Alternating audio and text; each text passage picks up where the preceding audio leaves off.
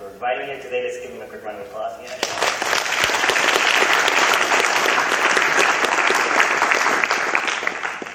So after this, we'll do like a book signing right outside. Hopefully you can get some of the PhD books.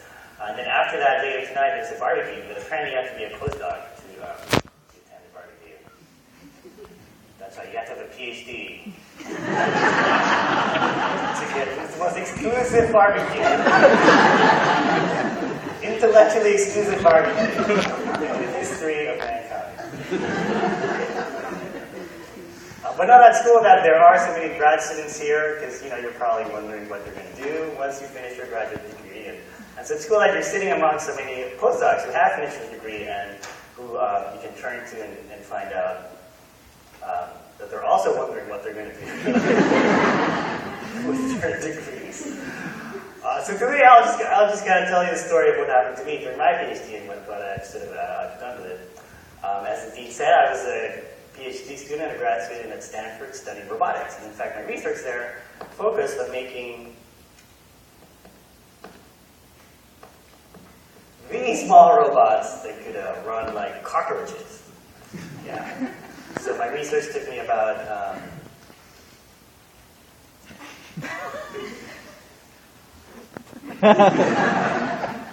several years. But here's a video of what these robots look like that I worked on.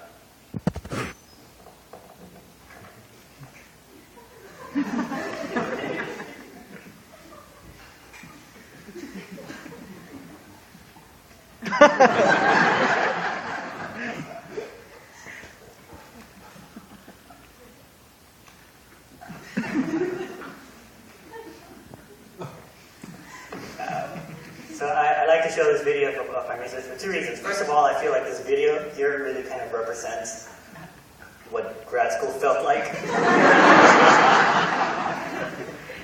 Right? You probably know the feeling. You feel like you're running frantically the whole time, but you're not getting anywhere. Meanwhile, there's a more intelligent being standing. But I also like to show it because it's really the only way that anyone will look at my research. Nobody seems that interested in it. It's become very clear that by far more popular than the research I spent years working on as part of my actual career, by far more popular currently has been what I was doing when I should have been doing research, when I was procrastinating, which was make these comic strips called Higher and Deeper. So how it all started for me was I saw, it was my first term in grad school, and I saw this advertisement in the newspaper calling for comics from students. And usually they ask for undergraduates to come up with ideas, but it sort of occurred to me that there are a lot of stories about being a grad student that you really don't hear anywhere else, right? In popular culture and movies and TV shows, it's always about the cops, right? And the detectives and the lawyers, all the dramas. They're always about all the serious dramas. They're always about doctors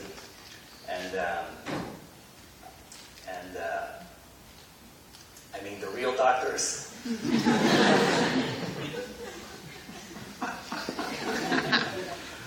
But you never see anything about what it's like to be a grad student, at least not in a real way. And so I kind of ask myself the question, who is this strange creature called? The grad student. What's going on inside of their complex and complicated psychology? And it turned out apparently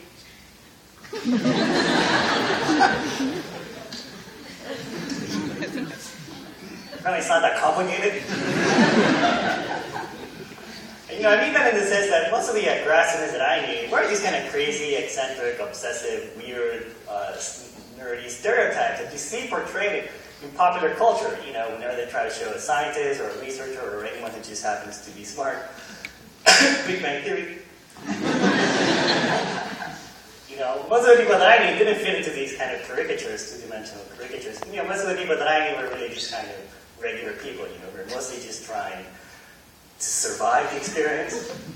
And so that's what the comics became about. They became about surviving those one-on-one meetings with your faculty professors, and the ensuing begging that you have to do.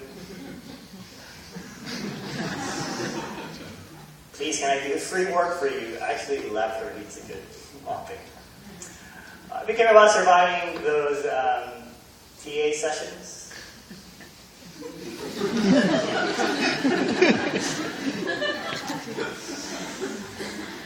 Right, having to deal with all these entitled undergrads. No offense to the one in the back there. I'm sure you're okay. I think also about surviving those late night project sessions. Late nights, the learning about grad student etiquette. How to easily offend a grad student. Asking about their research. Thinking about surviving those oral exams or quals or comps.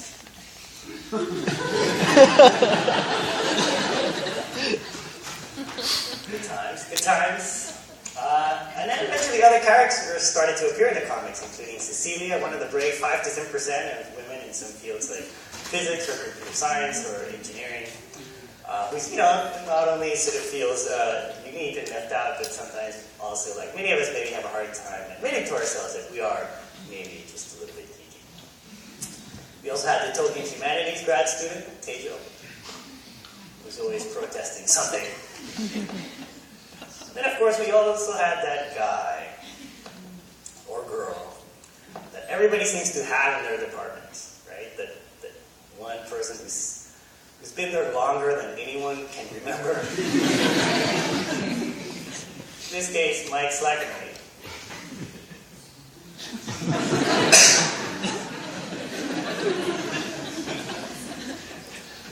Mike whose job it is to educate the new students in the way of grad school. So exactly, money is social life a shame. A PhD student needs not such things. Yeah. So this was actually said to me my first year by this older student called Mike. So I don't make a lot of this stuff up. It's not fiction.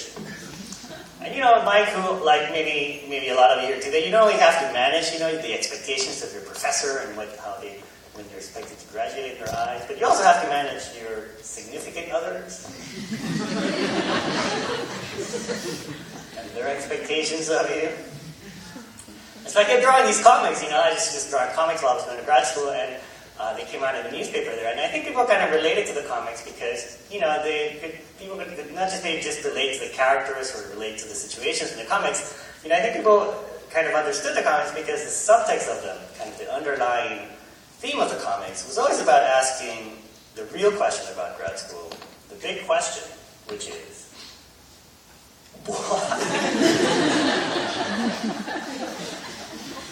why do you do it, right? Why do you put up with all that stuff?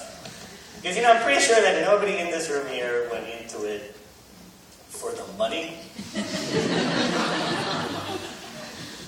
So back then, I was curious, and I looked at what the average stipend that a grad student makes a year over all these schools in the U.S., over all these disciplines, over all these roles that the grad students have, and we can take all these numbers and get an average of them that's equal to about $14,000, or equal to $14,055, which I think kind of gives you kind of a general sense of what a grad student makes, at least in the U.S.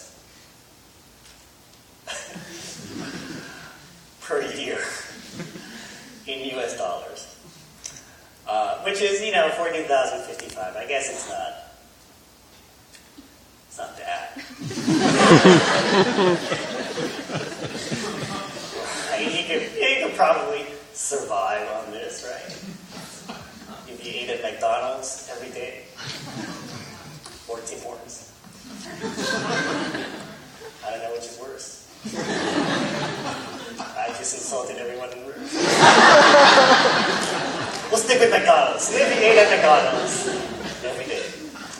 Which, but yeah, it's not that bad, right? But until you can compare this salary, this annual salary, to what someone would be earning if they worked, for some perspective. If you compared it to what someone would be earning if they worked at McDonald's.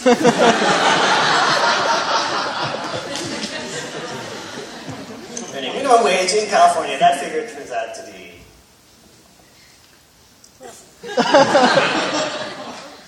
Should I just stop here or should I just... All right, thank you very much.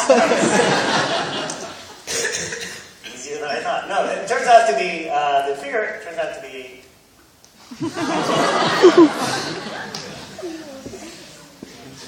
Yes!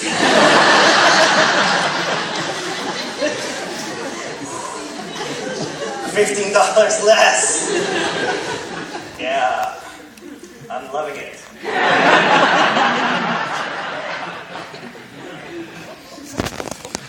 Then a couple of years ago, last year I think it was, I got curious again. I thought, well, wait, that figure has gone up, right? I wonder how much grad students are making today. And that figure nowadays is more like 18,779, which is, you know, better.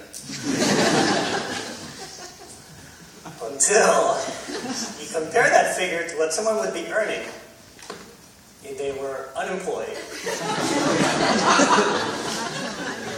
How much would the government pay you if you were unemployed? That figure turns out to be...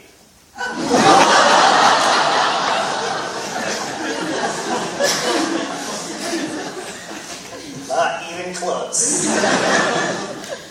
Which conclusively proves it pays more to do nothing than to do whatever it is that you're doing right now. To save. Yeah, so that didn't make a lot of sense. And so what I did at the time back then was I took my procrastination to the next level. And I would put these comics in, I would put them on a free web server on campus. And then the ones in the newspaper, I would just put the web address in the bottom right corner. And I think what happened was that people who would read it there would, and liked it would then tell their friends that went to other universities that they knew from undergrad. Who were going to other schools, and then those people then tell their friends and their cohorts and lab mates, and then those people then tell their friends in other universities.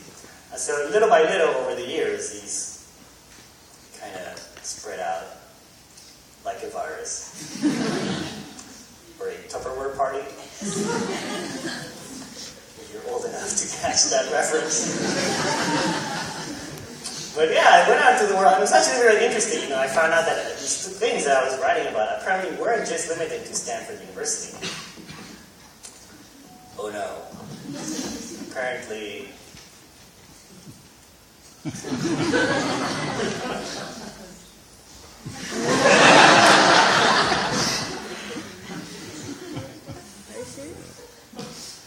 Apparently it's a global misery phenomenon.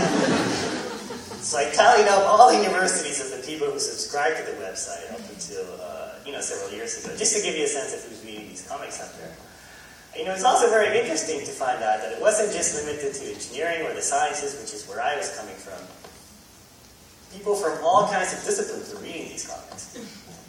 So this is a list of all those people's majors just come from about A, and I won't scroll at this time so we can read some of these because they're kind of interesting, like to know that there are cinema study grad students reading this, and brain and cognitive scientists reading this, and what is this, Buddhist studies? No, that's...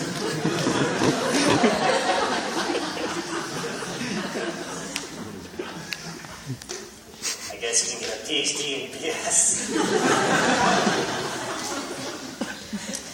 But, so that was interesting, and so what happened next was I started to get feedback from all these people, right? Like they would all write me through the website, through the emails, and so I could roughly categorize the emails I get into these 4 types of emails, right?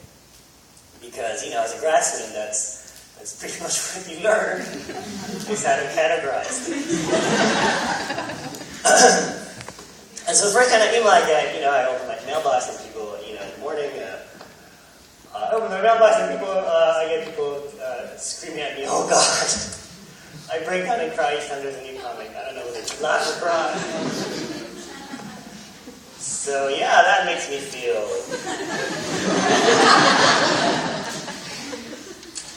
good.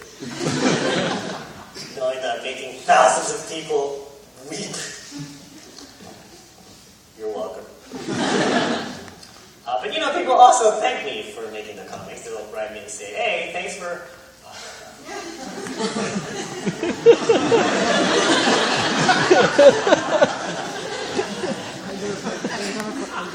Thanks for helping me goof off. I'm supposed to be working, but instead I just spent days surfing your website. So that also makes me feel good. pretty sure by now, right? Somewhere in the world, there was probably a grad student in their lab about to make an incredible discovery for humankind. Like, they were about to make this discovery when suddenly their lab mate goes, "Hey, have you checked out this website?"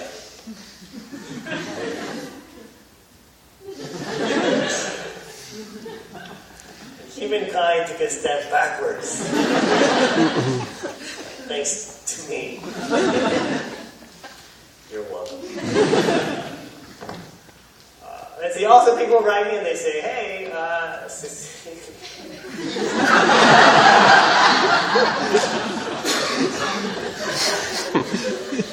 Cecilia, your character is so hot. She's so cute. Can I marry her?" And so this type of comment disturbs me.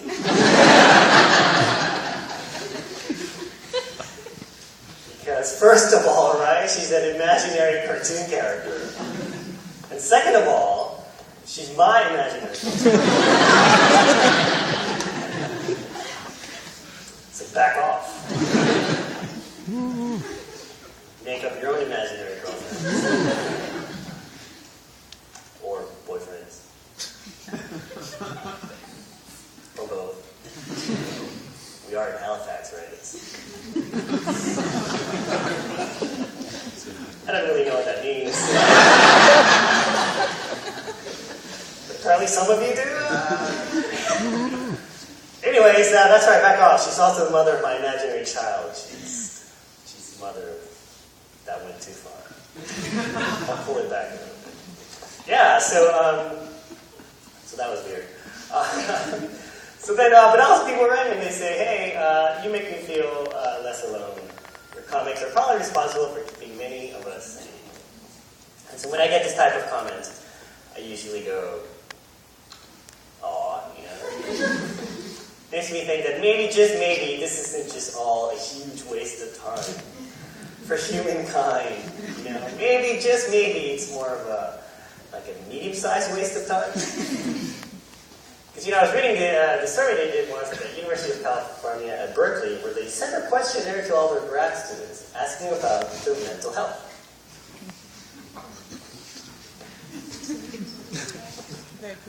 I like how you guys just assume something funny is coming up here. Like you say, grad students and mental health, and people start laughing. Anyway, so they sent this questionnaire out to all their grad students, and what they found was pretty interesting. They found, first of all, that 95% of all grad students at some point feel overwhelmed with their graduate career. 95%, right? I know, right? It's shocking. You're thinking, who are these other 5%?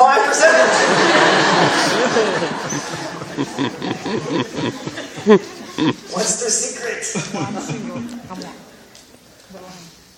My theory is that they're probably Buddhist studies.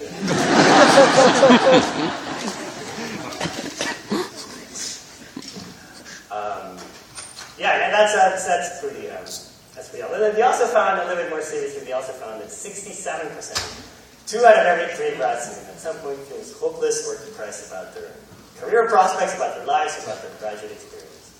So this one is a little bit more serious. You know, hopelessness and depression, they're not things that we should take too lightly. Which is why I am here today.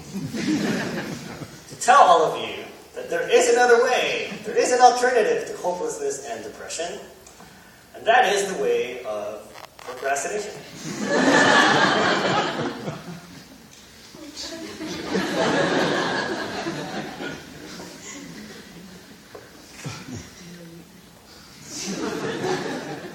That's right, procrastination. Now I know what you're thinking, right? You're thinking, hey, procrastination, that's bad for you, right? That's a bad thing. Sex, drugs, procrastination. I tell my mom I don't do any of those things. You know, I think procrastination just gets a bad rap. I think it gets a bad reputation. And I think it gets a bad reputation because people very often confuse procrastination with its very close cousin, its very close relative, which is laziness. But I actually argue that procrastination and laziness are not the same thing. Not the same thing, right? I mean, laziness, that's kind of when you don't want to do anything. procrastination, you just don't want to do it now.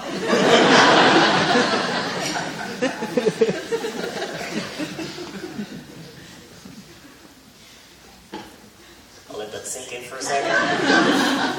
It's not the same thing, procrastination and laziness. And in fact, if you look it up in the dictionary, all it says is to postpone or delay needlessly, which kind of sounds like a negative thing, but I think it actually gives you a loophole. If you can find a need for it, maybe it's not so bad. Right? And in fact, there are many cases throughout history where I think procrastination has worked out for the best. So here's a list from my research. Famous procrastinators in history, going all the way back to Isaac Newton.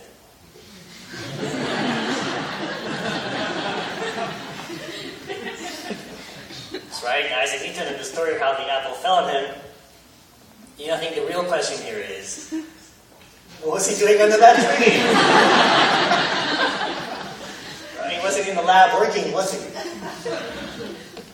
There's also the case of Albert Einstein. You know, that Einstein's mother would have loved for Einstein to work hard at the patent office, where he got his real job, and made his way up to middle management, just like he was supposed to do for his actual career. But instead, he spent a lot of time working on physics equations, kind of on the side, which you know, kind of worked out for Albert, relatively speaking.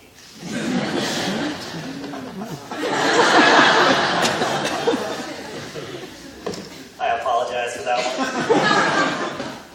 Anyway, there's also the story about Isaac Asimov, the famous science fiction writer. You know, I don't know how many of you know this, but Asimov took 10 years to get his PhD in chemistry from Columbia University. 10 years to get his PhD.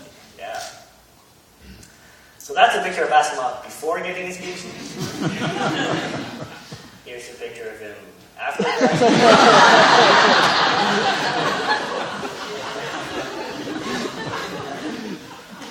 Before, after, what happened?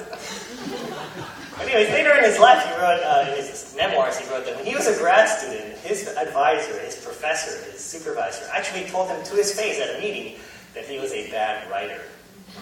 That he didn't know how to write well at all. And so despite that, he spent a lot of time working on, you know, what turned out to be some of the most significant science fiction novels of the century. Now, a few more modern heroes of procrastination, we have the Yahoo and the Google guys. Yeah. Is there anyone in the room here today who does not use Yahoo or Google in your research?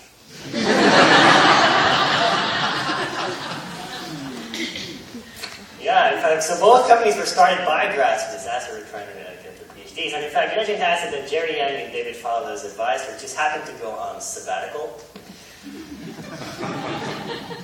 When one of them said to the other, hey, our professor's not here right now. Why don't we try to categorize the entire internet?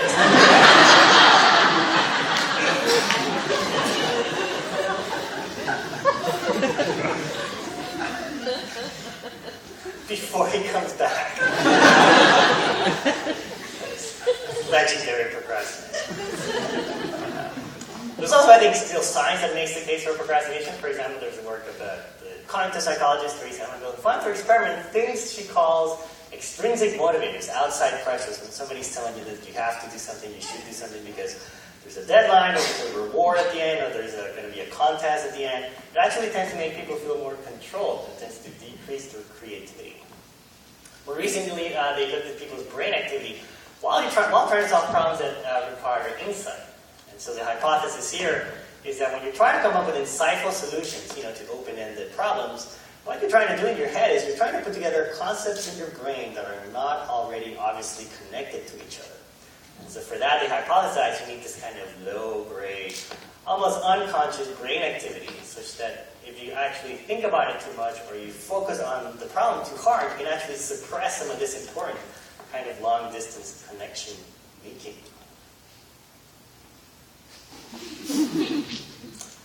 That's right. I have references. in my slides. And a lot of historical data, right, to make the case for procrastination. Still, right, I get the sense that procrastination still has kind of a negative stigma about it in society, and kind of a negative feeling about it, especially in academia. And so then I asked myself the question, a little while ago, I asked myself the question, why is that? What's really the problem with procrastination? Well, I thought about this question for a long time. A long time.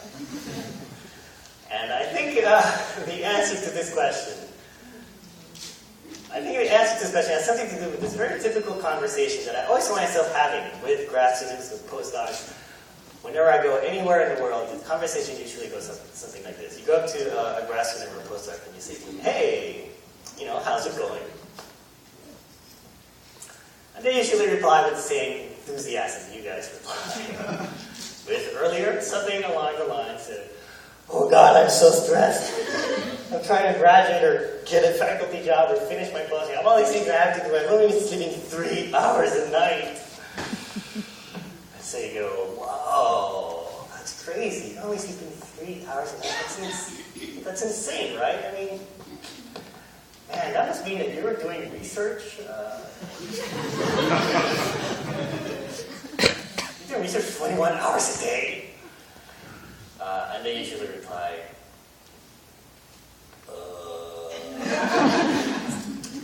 no.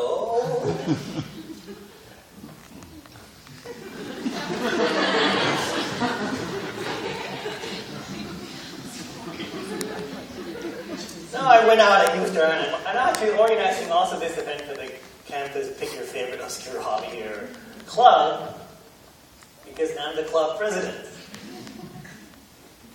And so you go, oh. And then they go, but I should be doing research. I'm supposed to be working right now. And so I thought, maybe the real problem with procrastination is not that there aren't enough hours in the week to pursue all your hobbies and your interests and get all your work done at the same time.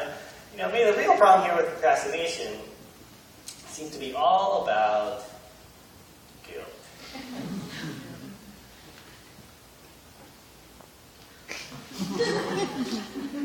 I always get a nice uncomfortable laugh right here. Everyone's going, Guilt, right? Because the thing about academia, as many of you are finding out, as many of you have found out, as many of you, even the faculty can attest, the thing about academia is that it sort of never ends, right? There's always, at any given moment of the day and night, there's always at all times something else that you should be doing, that you could be doing, that you're supposed to be doing, that you could potentially be doing more of. Like, you could always be doing more reading, you could always be looking up more references, you could, there's always more funding you could be applying for, more experiments you could be running or designing, more data analysis you could be running, more talks you could be giving, more equipment you could be putting together. Whereas I think, people with regular jobs, just 9 to 5 jobs, I think it's a little bit easier for them to just leave everything at the office at the end of the day and then just go home and relax. In academia, right, there's this constant anxiety, right, of always feeling that there's something else that you should be doing, could be doing, you're supposed to be doing. And you find yourself a lot of the time, basically,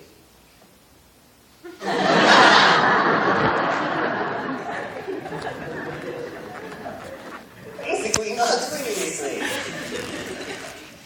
So it's, I think maybe it's this constant struggle that maybe contributes to a lot of, grad students and postdocs and academics kind of burning out a little bit early in their careers.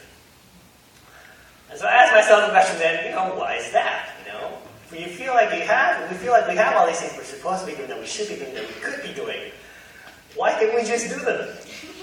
Why can't we just do the things we're supposed to do instead of doing other things? Then you feel guilty and depressed about them to the point where you don't even enjoy those things you used to enjoy before. Well, I thought about this question for a long time. Also, and I think in this case, the answer to this, bear with me, I think in this case, it might have something to do with the fact that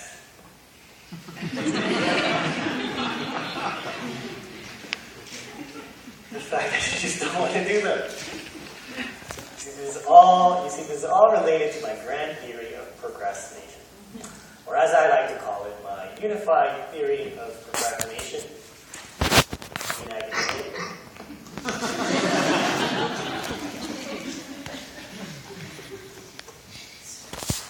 Which must be correct, right? Because it has such an awesome acronym. But this theory of mine goes back to what I call the early comments in Newton's laws of graduation. So if you're familiar with these from the website or from the books, bear with me for a second here. But the first law of graduation says that a grad student in procrastination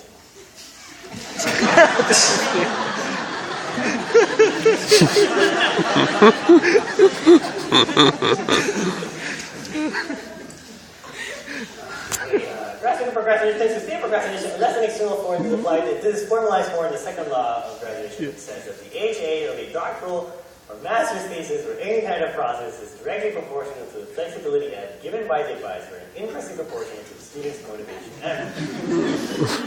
Which we can write as an equation as H of the thesis equals the amount of flexibility divided by the amount of motivation, which we can abbreviate as equals F over M, which we can rewrite as F equals MA. Everybody knows. You can't argue with F equals MA. Unless, of course, you're moving it close to the speed of light, which never happens in grad school.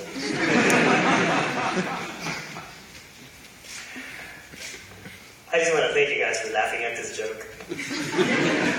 One time I gave this presentation to a group of arts and social science.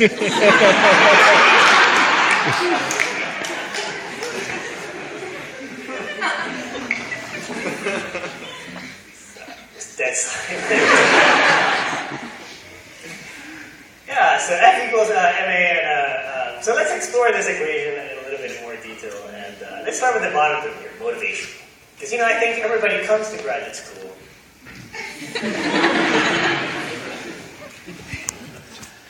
well, let's face it, you come because it seems better than a real job. But still, you get kind of excited about it, right? You come with high expectations, you come here eager to learn, eager to make a difference in this world with your research. And so you take that next step in your life, and you turn that corner, ready to face the challenge ahead, and it turns out grad school looks kind of more like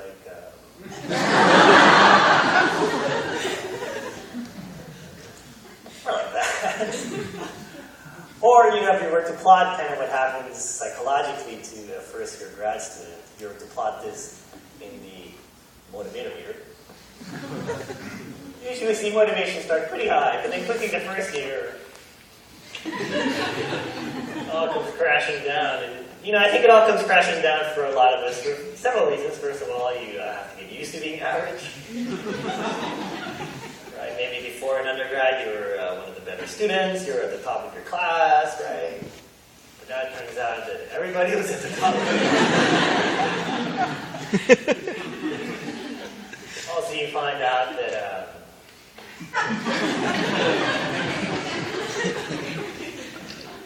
contrary to what was advertised to you, feel dumber after grad school, right?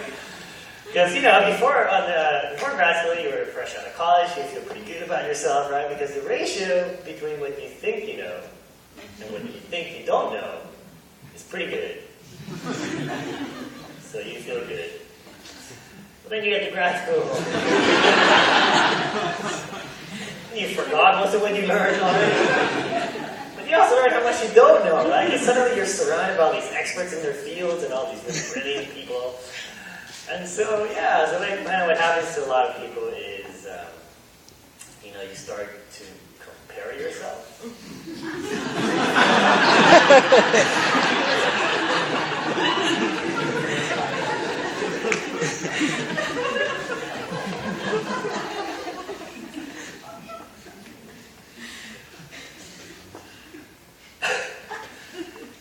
Talking about here. That person in your lab or your group or your cohort that just seems to work all the time, just cranks out all those papers, makes you want to just... But don't do it. Don't do it. Trust me. It doesn't turn out well. start to compare yourself to your peers, your advisor, to your professors, and end up feeling like an imposter. It's actually very real, very serious, very real phenomenon that they've observed in academia that happens. It's called imposter syndrome, which is, kind of defined as feeling like the only reason you got into graduate school was a clerical error that somebody made at some point. You end up feeling like you're not as smart as everybody else, that you're somehow fooling people that just don't belong. Still, you hang in there. And maybe you get excited about the research project that you picked for your thesis, right? Or the project that was picked for you for your thesis. You get excited about it, right? You get psyched up about it because it's actually a pretty cool project and it's pretty interesting. But then you find out it's impossible. And somebody already did it.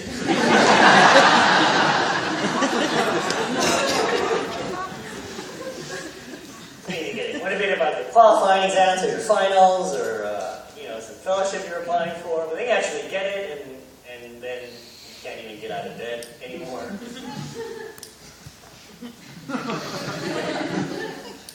Still, you hang in there. Claw your way up the motivation chart, little by little. Pick up all those broken pieces of your ego. Climb up little by little. Until one day you get that phone call. That phone call from your friend.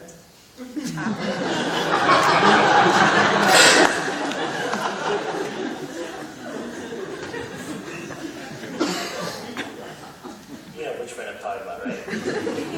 The one that didn't go to grad school. And you're talking to them on the phone, and they're like, oh yeah, we have this wonderful life now, we have this beautiful family, we just had a baby. A real baby. All the pictures are on Facebook. In fact, your profile picture is a baby. It's kind of weird. But yeah, they're telling you they have a nice job, they just bought a house. And you're like, you can buy houses? They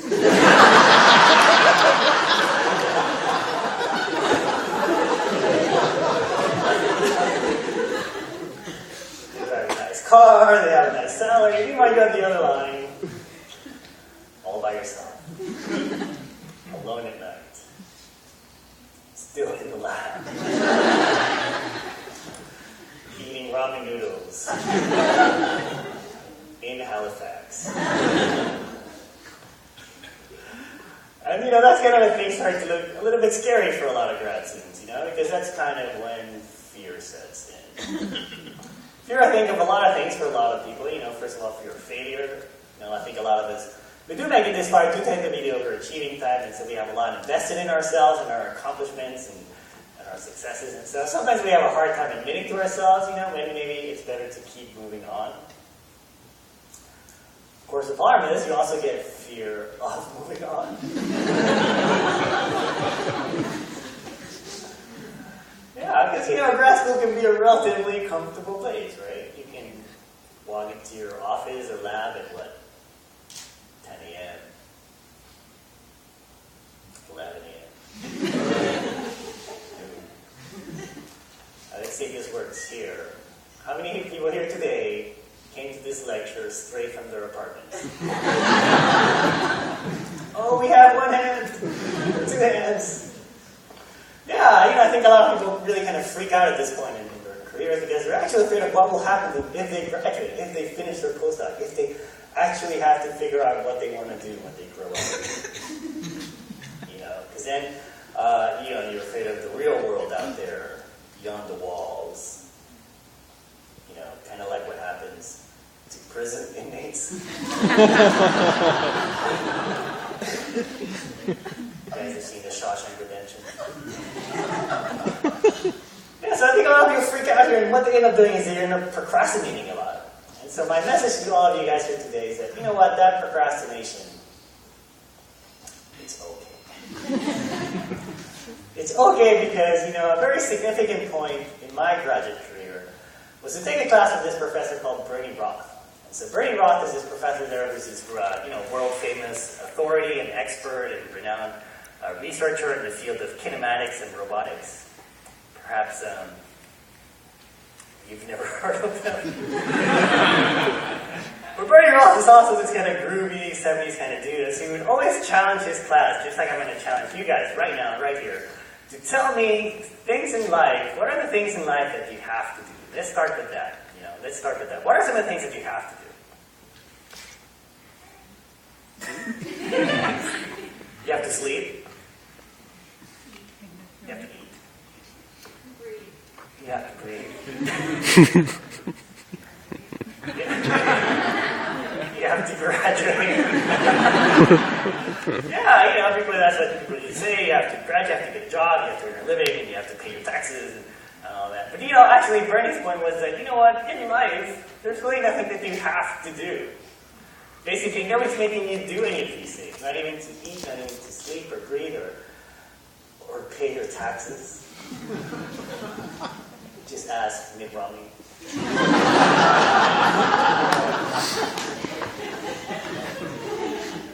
For those of you following. But what was I saying? Yeah, nobody's making you do any of these things. Basically, he would say, everything you do, every single thing you do in life, you do it because you want to do it. And so I thought, hey, wow, if that's true, then I say that procrastination is what you do when you're doing what you want to be doing.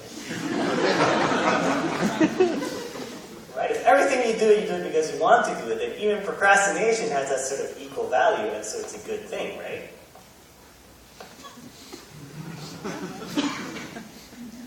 Ignore the logical fallacies in that statement.